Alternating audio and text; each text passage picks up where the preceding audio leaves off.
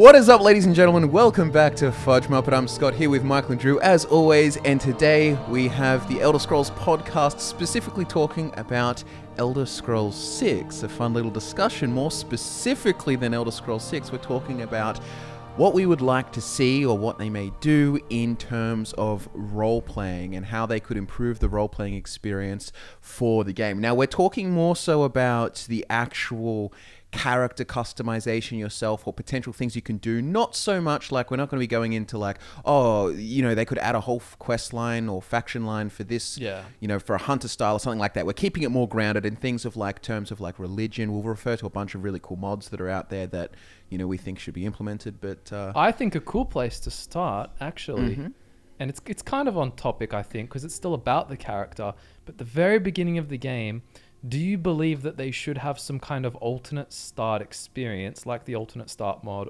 or blank slate still, but it's set, like you are a prisoner and you're escaping?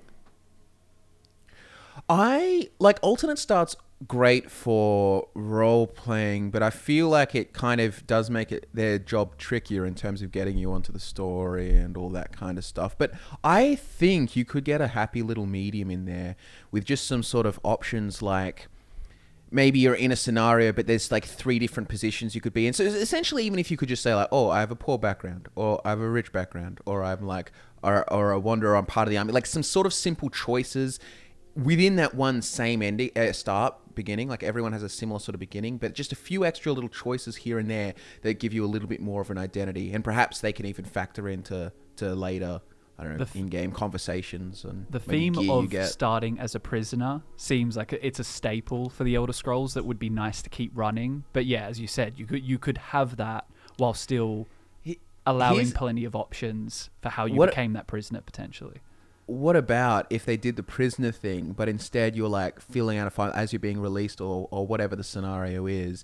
It's like there's a moment when you're kind of being like a guard or something, like basically is like reading off your crimes or whatever, and you pick from a stat of a thing or something. It's like, why did you get go or something like that? Do you know what I mean? Or you know, it could even be like one of the options could be like, I'm innocent. So it could be like, you know what I mean? Could like be anything. So you have to rationalize like any character you rationalize in the previous Elder Scrolls games that, oh, I'm innocent, I got caught up in it, if you don't want to be like a criminal. So you could do that, or a bunch of other little options that could just maybe have little bonuses or even just differences in, I don't know, you know what I mean? Like this isn't... It's funny because I actually don't really mind, because I know that for me, I mean, at FudgeMuppet, we turned Fallout 4's backstory into like 50 to 100 different builds, right? So I can always spin some cool character experience out of you're just a prisoner. I mean, the less info on the background sometimes the better. And I also know that someone will make an alternate start mod, and I'll just get that later after I've done, you know, 5 to 10 playthroughs without an alternate start mod, and I'll have just as much fun then. I do like the prisoner theme. I do agree that they could have like some different workarounds, but generally speaking, yeah, I think if you were to give too much option, like I'm a vampire on the northeast side of the map, it does make things trickier. And in an ideal world, it would work, but it's not an ideal world. So if I'm using the parameters of what I think Bethesda will handle best and not stuff up, then I think that starting off as a prisoner could be fine. The main thing we want to talk about today anyway, I suppose, is things for role-playing like birth signs, picking a birth sign at the start, you know, and like how standing stones can work into that as well. Classes, like being able to say at the beginning, I am a knight. And obviously like racial disparity is really cool. Like if you have high elves having more drawbacks and more advantages than they used to, say like in Morrowind as opposed to Skyrim, things like that. So out of all those topics, what would you guys like to start with? Well, I was going to say we could kind of start in terms of like the actual like what you create as your character. We can sort of start talking about things like classes and attributes or stuff like that. But I think it's more helpful to think about it like this is going to be an evolution of Skyrim system and Elder Scrolls 6. They're very much dealing with the health, the stamina and magicka. They've done it all through ESO, and it sort of seems like they would go for a more perks oriented sort of thing. They're not gonna. I don't think they're gonna bring back attributes in that sort of sense. But I feel like you could also evolve it and maybe add a few more attributes or something back. But we can get to that in a second. One thing I did want to touch on with classes and relating to what we're talking about with the sort of the prisoner scenario is that you can easily have like. Maybe you're being released from prison. If it's a released from prison scenario, sort of like Morrowind, maybe there is a thing. It's like, oh, fill out your does this form look right to you, and that gives you the chance to edit it or something like that. And maybe it doesn't have to be some comprehensive sort of like, oh, these skills go slower if they're minor skills, or these skills are your major skills and they're dependent on level up. Leave all that, run with a Skyrim-like system, but something just like there could be like say there is, I think it's even Dark Souls, like when there's like that extra little like trait kind of thing, like there could be a cool like trait like we talked about in New Vegas or something like that as well, trait slot, and then there could, or maybe one or two or something like that, and maybe they have positives and drawbacks, but then there could also be like, history skills or something that you're good with. So it could just be like 3 skills or something that might just have like a +10 boost to or something. But so if you wanted to role play like, I was a mage before, so you can start with a destruction of 35. So it doesn't seem silly that you're a mage starting with only 10 in destruction because you were you picked an orc to play, for example. Because if you're an orc with a history of magic, then it should be reflected. A simple way you could do that as well is with classes like you had in Oblivion, just without attributes. So it's kind of like picking a selection of skills just to start higher, but then also on top of that to keep the kind of, this race is different to that one. The skills don't really matter. It's usually other stuff like weaknesses, resistances, and powers, but you can still keep it but have both of them having an effect. So for example, if you want to start with the absolute highest, destruction possible, you must choose destruction as one of your like class skills and be a dark elf, for example. But then you can still, if you want to, be an orc who naturally starts with lower destruction, say, have higher destruction by selecting it as the class skill, or like you said, a history skill. It's just basically like tag skills. And I do think traits, as much as they're a Fallout thing, could easily be in the Elder Scrolls universe. It just gives your character more flavor to say, I am frail, so I take more damage or more stagger if I'm thinking Elder Scrolls mechanics, but I can also, swing 10% faster because my bones are light. That can also fulfill the sort of like alternate start feeling somewhat, even if you start as a prisoner. If you have all of these options, like it's like some one of the things, the backgrounds could be like noble or something like that, and that gives you certain traits or whatever. More spacecraft and disposition with other noble characters. Yeah, and then that all that does is it just, that affects the game going forward, but it doesn't sort of box you in as like, what type of noble. You don't have to pick a specific background. It's just, you've got that trait, so you can make it up in your head as to what. And some traits should be forced on you depending on what race you pick. I think, bringing back physical differences, for example, with certain beast races or whatever, and height being a thing would be nice. Passive abilities, things like, and that would all fit well with the theme of the the prisoner form. If you pick your race, then you get a height bracket that you can go from a minimum to a maximum. But say you pick a high elf, your minimum height is still going to be taller than a Bosma's maximum height or something like that. Yeah, well, that's what... I like that stuff. Elder Scrolls Online. Yeah. And it's like that makes sense. It's cool because sometimes you want to play that high elf that perhaps is a stealthy character or something, you know what I mean? And it doesn't feel as cool when your high elf's like a 7-foot guy walking around and jacked as hell, and then it's like, it's a thief. Stealthy. Yeah, so some customization options being customizable, but within the reason of your particular choices. In a way, they have similar stuff with that, with like the face paint and stuff. But I mean, if there's anything to borrow from Elder Scrolls Online, it is that customization. Like for Elder Scrolls 6, I think everyone can agree, for the best role-playing potential, we should be able to customize, like, I want to make a really, like, blocky-looking Nord warrior, or a really, like, V-tapered one. Not into the realms of unrealistic and silly-looking, but just, like, things you can change around with piercings for, like, all kinds of things. Like we said, tattoos, like, more hairstyles and facial hair options than before. We should literally just let's normalize this in RPGs, but it shouldn't be have to go to like a full magic flesh sculptor or something just to change your hairstyle. There should be like, a barber or something, or a tattoo artist that you can get, or even just if it's some kind of like thing in your home that you can interact with, and that brings up a menu where you can apply war paint or put in different piercings or something like that, Yeah. or whatever. It but did feel stupid, didn't it? Like playing as if you want to go for your classic Braveheart Nord experience, and you've got massive blue kind of like woad war paint looking stuff on your face. You then feel silly rocking up to Ellenwyn's Thalmor party in a party outfit, like disguised as like, someone who's supposed to be there with like literal bloodthirsty war paint on. I also think it could be good to, more than just adding wrinkles to your face, actually have some elements tied into your age. Like, for example, if you pick a very young character, perhaps you gain experience in whatever skill a little bit faster, but maybe you pick an old, like say you pick an old man, maybe you have more options to pick kind of predetermined skills that you would have already had in your life. Like, just speaking for me personally, by the time Elder Scrolls 6 comes out, I'm going to want to roleplay an old man, so it's realistic for me. And it'd be cool to actually have some, but like, why would you ever pick a wrinkled character at the current moment? Like, there wouldn't ever be benefits, but it'd be interesting if there was. Just aesthetic, customization. Like, if I want to roleplay a priest, I usually...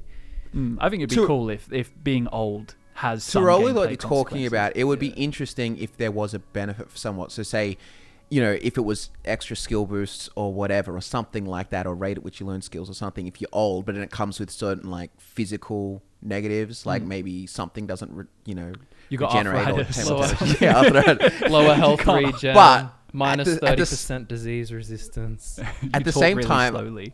I feel like that would be a little bit like, it could like complicate things unnecessarily. That's what I was thinking. It could, like, if you want to keep, because if we're keeping in line with like, Elder Scrolls, streamlining is not always a bad thing. You want the customization features that have the biggest payoff if you change them, that like actually a big gameplay changing, because sometimes you have a lot like, oh look, a game and it has all these customization features, but 90% of them, and they basically don't mean anything, and then there's only the 10% that actually affects something. I'm not talking aesthetics, I'm talking like stat stuff. Like, when you come to these games and you realize you work out the RPG and it's like, oh, like literally like, these pick three brown stats. hair and get +1 to one-handed, or like the start of Outer Worlds where they're like, you were a janitor before, +1% block, or some rubbish like that. It's meaningless. Stats that don't mean anything. Yeah. It's all right, Drew. We'll get you like an old person role-playing mod. That'll be sick.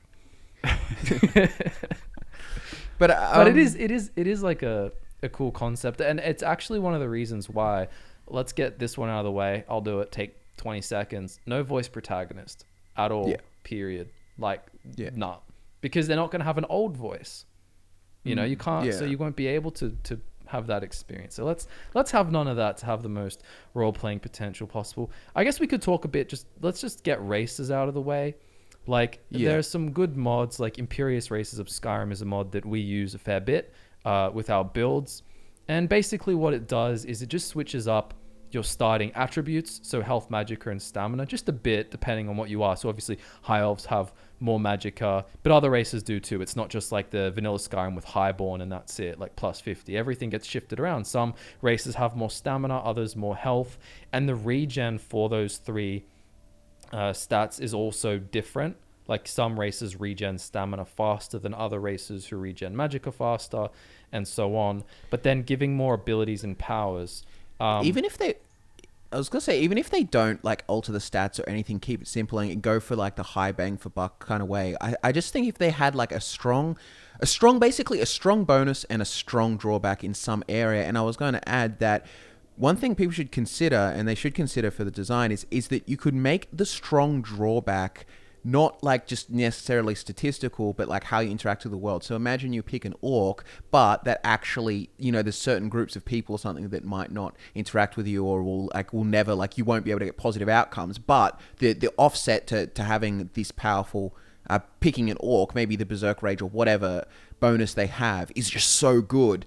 But do you know what I mean? Like, so they're offsetting a gameplay positive with, a negative sort of role-playing element. I mean, they already do that a bit, but it's very weak. Like, they have disposition. You go play games, play like Oblivion, go be an Argonian, see there's a lot of people that don't like you, but you don't really feel it. You just see them frown at you, and perhaps they take more money to bribe or more wheels of the mini game to get their disposition up. So I agree with you with that. But yeah, in terms of big benefits and big disadvantage, like let's have the thing where it's like high elf super good at magicka, but they're weak to magic. Like magic does more damage to them, perhaps 20 to 30% more. Things like that. Like they did strip out a lot of magnitude in Skyrim. Like that things that used to be fully resistant to like I think poison and disease. They nerfed that.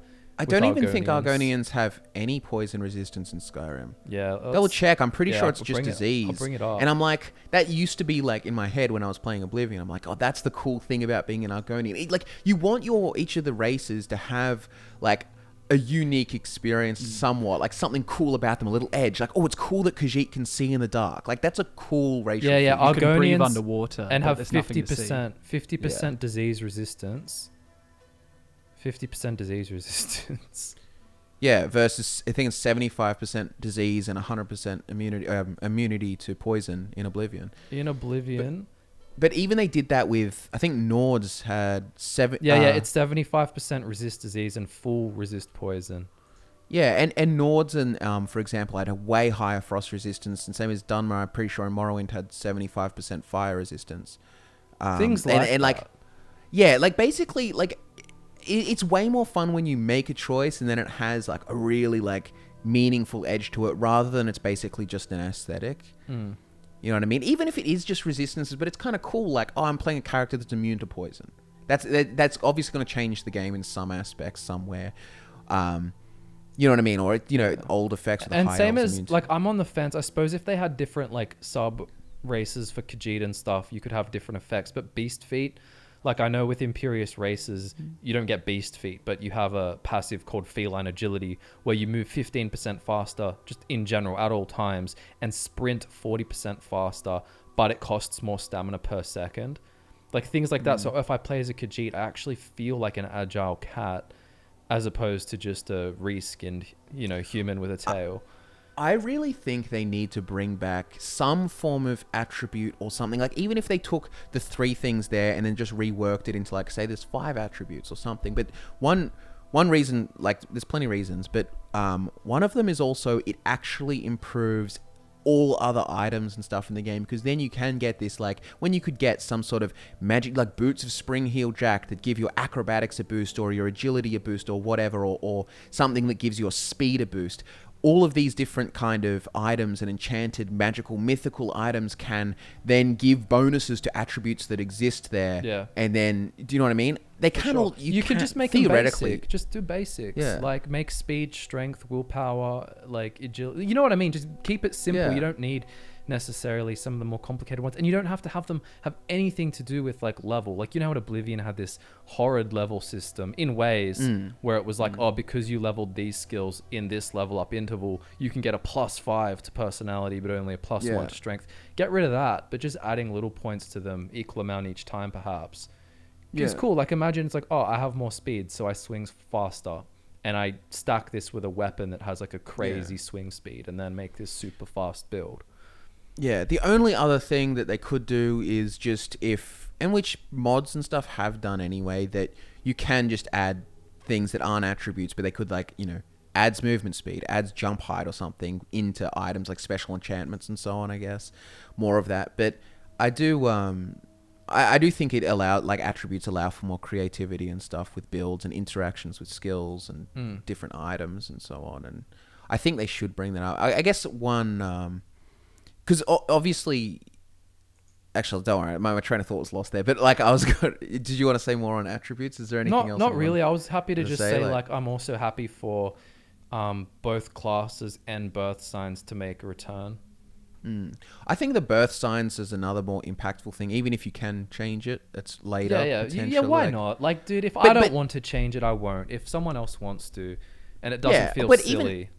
Even something like, it can be like you could write in a little like one quest or something, and there's a sort of ritual you have to learn or something, you know, contact the stars, I don't know, or some like cool stone or something. Could be interesting as well. So maybe you have to give up something if you do regret the birth sign you chose or whatever. But, you know, still, I'm pro for people being able to change It's another way to get unique buffs and abilities that really make your character feel distinguished. Like you were saying, if you want to be an orc mage, you also happen to be born under the mage sign, it makes sense why you have this proficiency for magic. And then it can also come with a special ability that's not just plus additional magic. There could be some extra thing, like, I don't know, faster magic or regen, or a certain power. One other massive component and that we would like to add, don't know if they will, but if you're essentially looking at like Anation's Winter Sun mod, adding religion in as a dynamic and actual benefits and sort of like player feedback even about like how close your bond is with the god and different abilities that you can get is really good from a role-playing perspective, especially because gods are such an important part of Elder Scrolls lore and the world, and you interact with plenty of them in the form of Daedric princes, plus there's many more out there as well, like Aedra and so on. I just think it would be such a missed opportunity. That's also a way to enhance the races a bit as well, because some races would be locked out of worship of others, perhaps, you know what I mean? At least to start with, maybe. Yeah, but like, if for you example, do like, deviate from your people's races, it kind of has some impact, or at least maybe on the way you interact with other people of your own race. But things like, for example, like the worship of, say, Auriel is a very elven god, so maybe the elven races, or the worship of, say, Shor is a very like Nordic thing, like others don't really worship Shor. So limited, but most Daedric princes have multiple interpretations, and you could just put them all whatever. But the main reason for this anyway is it just adds a whole other role-playing element. So you pick say you've got your race, your class, and then your birth sign and so on. But then you've got this whole other element, which you can also just completely choose not to. You don't have to worship gods or anything like that. But it does add an extra sort of role-playing element. Plus, it will dictate your choices. Like, if you're going to lose a huge amount of favor with your god that gives you all of these cool abilities and something, if you help their opponent or something like that, their Daedric prince opponent, you may not want to. And just as a side note too, I think it would be a really good idea if we bring back menus that you can look into with like a list of, say, gods or something, and it might even be like your favor with them, also a list of factions, and maybe even like reputation or something, or your ranks within them. But can we just please bring back in Elder Scrolls 6 just a screen with feedback? Like, I just want to know, like, you know what I mean, like, where your standing is in the world. Like little symbol. I'm devotee status for this god, and it has like a symbol. The other thing too, just to throw out there as well, in terms of what makes role playing a lot easier, I think, is if they bring back disposition for races, like a disposition value, not just like a sort of, Skyrim sort of did it. It's like not friends or friends or good friends or something like that. Like, bring back a value or a number so that your race can interact to factor into that. Even maybe the strength of your worship with certain gods can factor into that, or your faction allegiances and so on will factor into disposition, because it does just make it more interesting when you walk into a room and these people hate you and you're like, oh, why? It's like, I don't know, because I'm a dark elf and it's a room full of Khajiit Nargonians or something, and I also have really low personality and I've joined House Redoran or something like that, you know what I mean? But it's I think it's a thing that they sort of threw out there, and you get a lot more generic reactions in Skyrim as opposed to Oblivion. Like, I distinctly remember playing characters, and I don't know, my experiences would be different even if I go and talk to this character and he's got a big frowny face on because he's like looking at me like filth, but it's because, I'm an orc or something, and it enhances your role playing. And yeah, I know you can just like get a high personality, or you can just press Y and bribe the hell out of them, but they could fix that system instead of getting rid of it. Do you know what I mean? Yeah. I agree. And I just wanted to touch on worship a bit more, actually. Yeah. So I think a way it could work is you pick one at the start if you want to, and things that are basic though, so not outliers. Like, if you look at the Winter Sun mod, I think there's something like 50 different deities in there, like all kinds of things. Like, I mean, maybe you could if you wanted to really let you be whoever you want in your backstory, but it kind of feels weird to be like, I'm a worshipper of, I don't know, Manamako from the get-go, or like something very specific. They could reduce some of those, I think, but I do also like that there's the race specific ones. And don't you think, even if you, for example, say if Azura is an option in general, but if you play a Khajiit and you pick I was about Azura, to say that. it has little H in it, and it's got the little Khajiit flair to it. But and would so the on. effects be Whatever it's different? I mean, I'd prefer that, but it's a bit much to ask, I think. But then again, is it that much It's to ask? not, I but feel they like a won't modder do it. just... They just won't do Yeah, it. because they could just quickly modify it slightly. I guess, and the biggest thing is I think it makes more work for balancing. But if you're playing around with things in small degrees, like maybe not. Yeah, like Boethra, like this does not require worship, just walk the path, and it has like three criteria to raise your favor with them, and then when you hit 100, you get a special ability. Same as Winter Sun. And that was the other role-playing thing, just that's so good about picking gods in that Winter Sun mod and how that could be implemented into Elder Scrolls 6, is that it actually helps dictate your, morality or what you do, because you are following somewhat to get, access to all of the greater powers and so on of those gods. You're doing actions that they would like, so it's actually like you've got an incentive to shape your role-playing. You know what I mean? Or you can go against it or whatever, but it's just a cool system, and I think it gets people more invested if it's actually part of a character creation and part of the gameplay more so. It gets people more invested in the lore as well, of course you can change it, like if you go to the shrine and do the quest and get that, so it's not like, oh, I'm a Khajiit, so I can't worship I mean, I do agree, like, yeah, probably can't worship Shore as a Khajiit, but to be honest, they should probably maybe do like I was saying, a big list of different gods, but sometimes you increase favor, but perhaps maybe once you start getting above the sort of 20% with some gods, it starts decreasing other gods that might be their enemies or something like that. So you do ultimately have to pick certain gods. But for example, maybe you could be worshipping like Kine and Shore. It doesn't really seem like they're opposed or something. So you like can, multiple gods, not just pick one like Winter Sun. Yeah, but then maybe you can with only that. get devotee powers, like the top level powers from one. Otherwise, it'll just get too crazy. For Like, sure. here's my pantheon of 8, and they're just like smacking off different high tier powers exactly. 8 times in a row.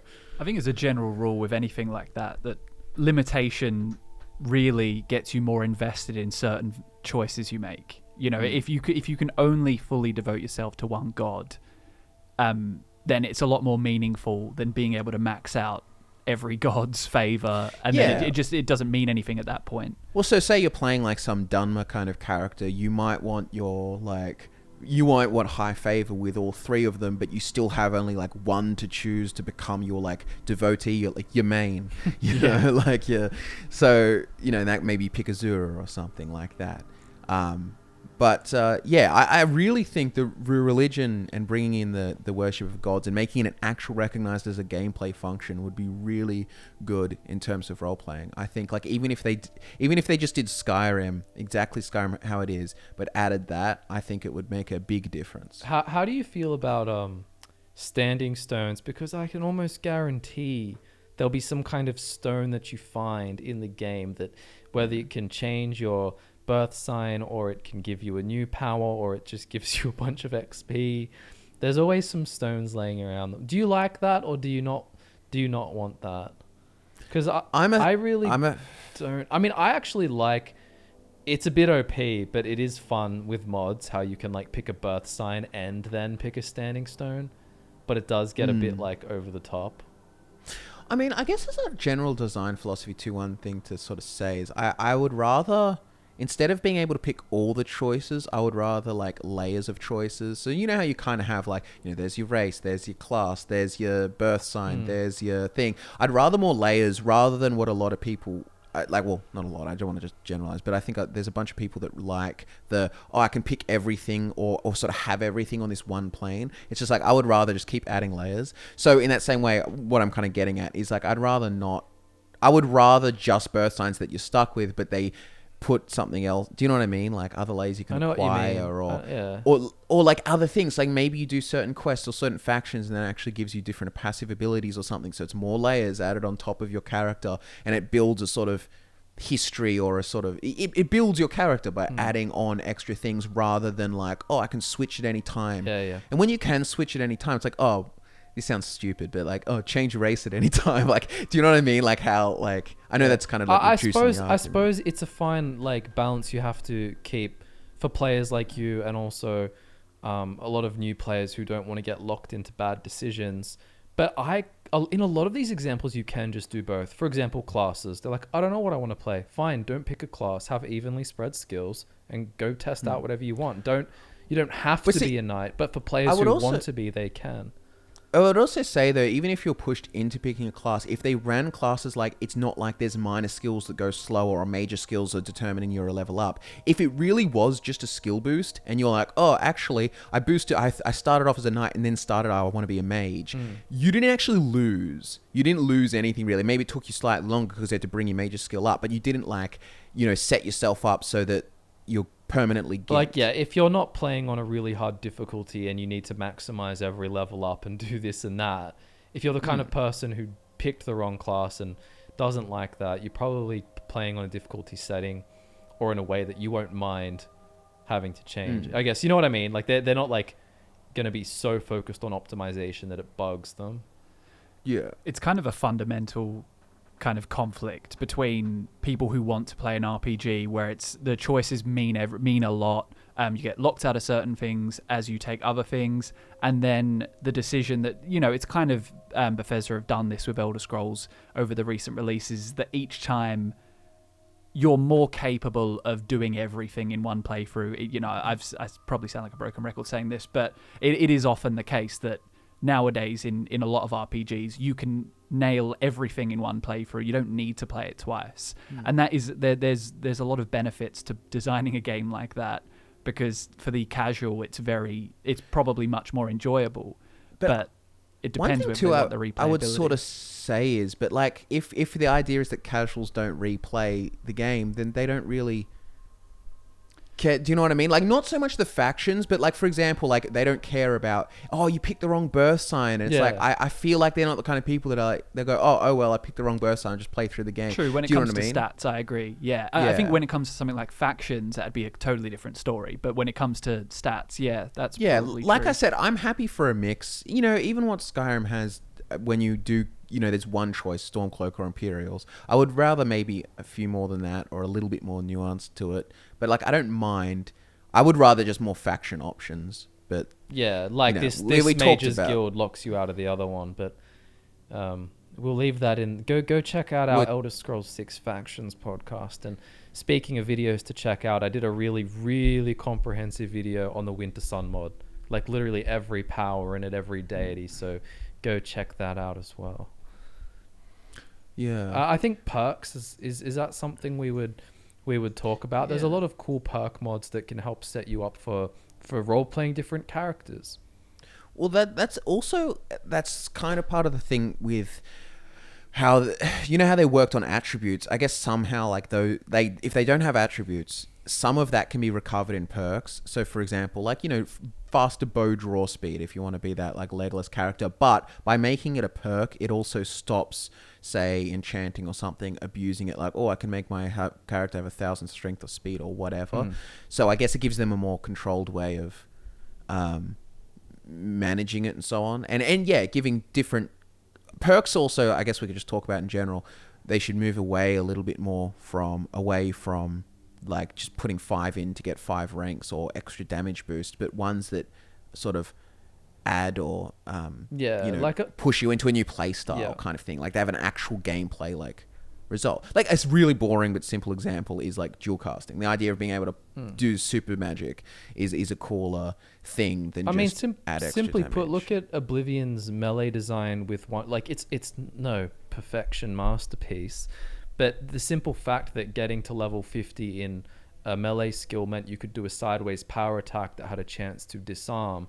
Then at level 75, a backwards power attack with chance of knockdown. And at 100, forwards power attack with a chance of paralysis.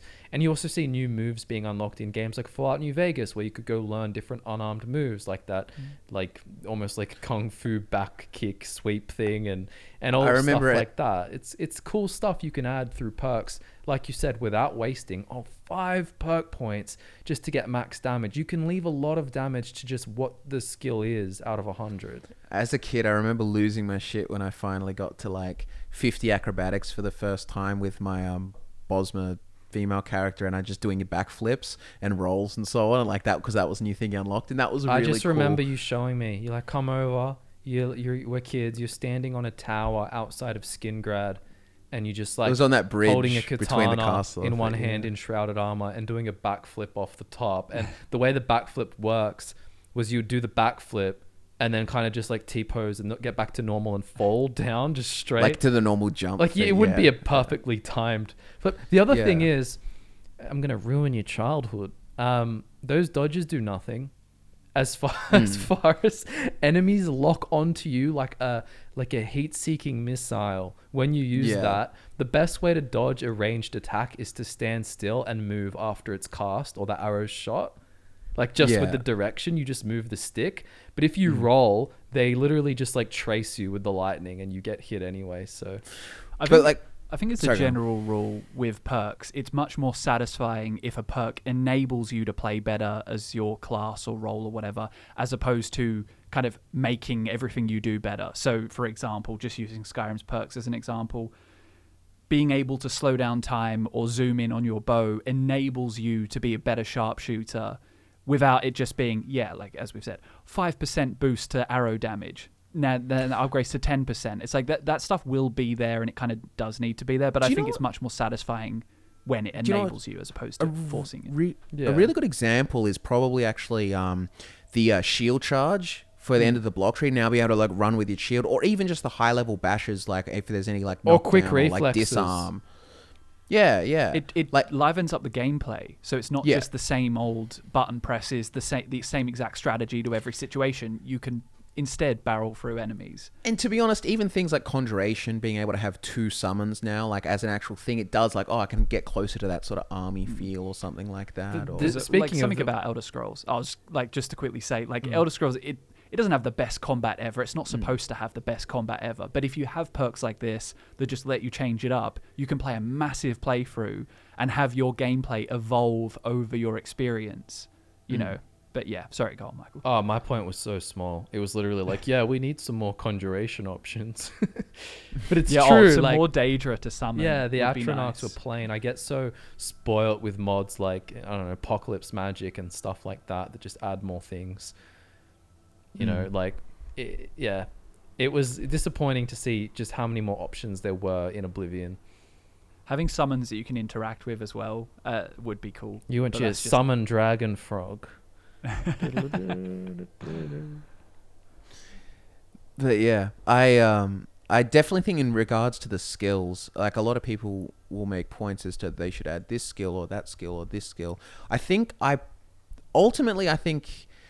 it is better to have you can do it multiple ways, but a more streamlined skill. So instead of like blade, blunt, whatever and all that, it's just like one-handed. So, one-handed stuff, but having different trees of perks that actually make certain playstyles work or better or something like that. Like even things like, it's really simple, but the dual wielding one they have in vanilla, that dual wielding power attacks 50% faster or something like that, because faster like looks and feels different when you're using it. It's not this big slow thing. It's even though it's just a stat increase, a speed increase feels better than, because it looks visually different as opposed to just a damage increase. It could get really complicated, but it does solve a lot of issues by just adding more perks that aren't necessarily hard to reach. They can be like really side branches you can access quickly. But it's like people always say, add a hand-to-hand skill. It's like, you don't have to. You could add that, honestly, into one-handed if you wanted to. Because that's where dual wielding is. That's my logic. If, both hands, just chuck it off the side of where dual wielding would be. And just add a small amount of hand-to-hand perks. Maybe there's some cool martial arts looking power attack that's just satisfies that if you want to. If you don't want to, you don't have to. I really do hope they look at a bunch of the mods, because some of the mods, like like Ordinator and so on, like even makes speech more interesting with the bard kind of options. I know that this was related to specifically Skyrim because of the Thumb, but like you could increase by using speech, you can increase your ability with the Thumb, and there were different perks that affected the Thumb. Or I think they put hand to hand in light armor stuff, which so. You could move that around or whatnot, but like I think they should go for more diverse perk trees within them that give a very specific sort of play style or thing, like basically perks that give a new function, not just a small stat boost. And they did try to do that. It's not like Skyrim didn't do this at all. I don't want to act like Skyrim did like some terrible job, but some of them did feel meaningless. I mean, some of them were just straight up broken too. Like you go look at the crit damage and the way that works in like the blade tree. But I mean, they tried to separate blade, axes, and like maces, warhammers into different areas and be like, this one does like more bleed damage. This one does more ignores armor. This one does crit damage. But in an end game state, I never had a character that was like, this is really good because I have some bleed damage. Like it wasn't significant enough for me to care. We need to amp stuff like that up more if we want to make it have impact. Because they weren't that effective. I think bleed damage, I think from memory, it's technically the best because it's just straight damage, although it's really low. But the thing is, the crit damage is based just off the base damage of the weapon. Exactly. So if you have some super smithed 130 damage sword, it might just be the base 18 or whatever. Yeah. And then the armor rating one only factors in for a few enemies because pretty much only other NPCs with like armor have armor ratings, like dragons and stuff. They don't have it. It doesn't work. So you're only really fighting maybe bandits and so on, and it's not like the bandits are running around in Daedric armor. It's like They were in Oblivion. But the most you're fighting is like steel or like, you know, maybe some elven or glass if you're Thalmor. Because like, they get high level ones. They get like Nordic carved and like stuff like that. But they'll never get like, you'll never just see like an ebony knight running at you full ebony armor head to toe. Yeah, as a bandit, unless you. But then again, but see, even if they wanted to do simple things, but like if it was a mace or a warhammer, but like instead of that armor damage, like dude, a 10% chance or a 1% chance knockdown or something is way cooler. Or feeling maybe 1% is too small, but do you know what I mean? Like, or if it's a 20% chance on knockdown on power attacks or something like that, 1 in 5, like that feels. Or just better because it's a visual. That's like a really easy not too OP because knockdown's pretty OP. Like when you knock someone down, you can get in like 6 strikes before they stand up. Yeah, and it also makes the stagger can be screwed. No, but like boss enemies. Yeah, but imagine boss enemies, right? Yeah. So if you have chance to stagger, but then certain enemies have different stagger resistance, which they kind of do anyway. So it's like, this is my hammer. It staggers bandits fairly well. But not cast stag, for example, or a giant. It won't really do that the same. Yeah. And I think too, and like they've done already, and despite our lore discrepancies with it, or my personal ones, so with necromancy not really being related to mysticism anymore, it's all conjuration. Since they go with that though, like make perk trees, and they have perk trees for necromancy and conjuration, just typical summons. But they should really, work on those and like make, allow yourself to become some super necromancer with multiple summons. Like I even liked the sort of system that, I think it's Ordinator, but I think that also is in the minimalistic one as well. But it allows you to have multiple summons, but there's certain drawbacks and so on. Or actually, I think it's based on your your total magicka. So unless you get, I don't know the exact number, but it could be something like, unless you've got 400 magicka, you can't have 4 summons or something like that. Yeah, but like things like that. But yeah, there's plenty I like perks like that in a way because it actually stops people from just like reducing casting cost with enchanting drastically. It actually gives an extra reward to someone who has a higher amount of the raw base stat. Like that. Yeah, that's cool. I agree. I like that stuff. Yeah. And I don't know if we really stress this, but in addition to like picking these birth signs at the start, they need to be better. Like if you look at the Andromeda standing stones. I know this is standing stones, but it's essentially the same thing. You just pick it at the start with a birth sign. I really like things like the Shadow Stone. Increases movement speed by 20% in combat, makes sneaking and sneak attacks 20% more effective when near a wall or obstacle. Things like that. I mean, it also has that Shadow Step power, but there's just cool bits and pieces around that. I did actually like one example of one done really well. If anything, it's almost too OP to just be someone's birth sign, but let's just forget that. It was the Ritual Stone in Vanilla Skyrim, how you just revived from the dead every single thing around you. As a birth sign, it almost feels like being a superhero, to be honest. Yeah. But like stuff like that's pretty cool. But I think to sort of sum it up, for birth signs, and this broadly goes with pretty much every sort of choice that you make or any like character changing choice, is you want it to make a tangible difference. Like if you can get a standing stone and kind of just forget about it because it's just some mild stat change, it doesn't feel cool. Whereas if you're like, moving around at 20% faster speed in combat or something, that might be a little bit broken or something. But like, or some sort of gameplay kind of feature. These aren't perfect, but even Oblivion, like the Serpent's Kiss one or something like that, are paralyzing, like an actual move or motion or something. You know what I mean? Like actual power or even maybe a gameplay changing thing. Like I think, can't remember what mod it was, but it's one of the things that changes the standing stones. Maybe it was an early one that makes, I think it's the Serpent Stone that sneaking drains stamina and magicka, but it converts into damage or something. I don't know how well it would work out, but it was this kind of... that was always the cool sounding one, which we're like, oh, we got to make a build with that, but it just...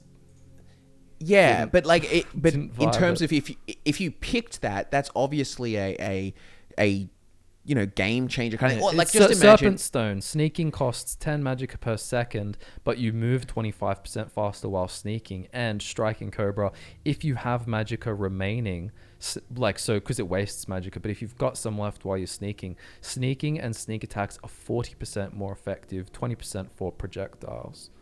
But see, and that's kind of a cool if you were to make a Nightblade build around that, and that's something, it's a gameplay changing function. Like this would probably be OP or there'd be problems with it, but just sort of imagine, or no, actually maybe not even, maybe if there is, I don't know what would fit it, maybe the Warrior or Lordstone or something like that. But like imagine that it is something that, when your stamina drains, you can keep on power attacking for health, and it uses your health instead. But like if you were going some full berserker character or something, like that kind of effect, like that would just be cool. But yeah, that's got a solid gameplay changing function. I think they just make things that, I want to feel like an orc who picked this birth sign, who did this, rather than functionally it being unnoticeable. Like that's especially true for races, really, outside of like being able to breathe underwater or so on. If you've got a high level Argonian orc, whatever, unless you're using your active power, your day-to-day experience of being them is just the same as any other. Yeah. True. You got anything else to say? Because I know we'll have more Elder Scrolls 6 discussions in the future. But I think we sum up the main chunk of it. I mean, for anyone interested in some more takes that are perhaps more eloquent than podcast format, definitely check out our 5 things we want in Elder Scrolls 6 series. It's got 10 parts, and it's all different things we want. A lot of them are topics like this, where we'll detail like cool in-depth examples and things like that. Yeah, but I guess in summary, we would like big sort of gameplay changing effects, and we would like more layers. So bring back the classes or birth signs, and religions and stuff like that, or even things like traits. Like traits would be a nice little extra role playing element. It's so easy to implement. Because modders all the time. Like it's just move around some stat stuff. Depends how crazy they go. Like if you do something with noble or something, and there's actual dialogue options, like that's preferable. Like I'd love there to be traits that then have unique dialogue options, or your race gives you unique dialogue options. So say you're a Khajiit talking to other Khajiit, there's like Khajiit in brackets dialogue option about it. And we could bring in skill checks and everything if you wanted to go full Fallout mode. Like, you could. One-handed skill check. I'm not a whelp. Companions Guild. How about that? These are all just really good ways to intertwine the lore in your decisions and in your classes and in your role playing and in your religion. Such good lore, which obviously we're all fans of here. So it'd be good to kind of weave it in with your role playing and character creation. Yeah. Well, that wraps it all up. Ladies and gentlemen, thank you for watching. Social media links can be found in the description below, as well as a merch link if you want to get an awesome FudgeMuppet tee, which I am wearing. And we look forward to nerding out with you all again very soon.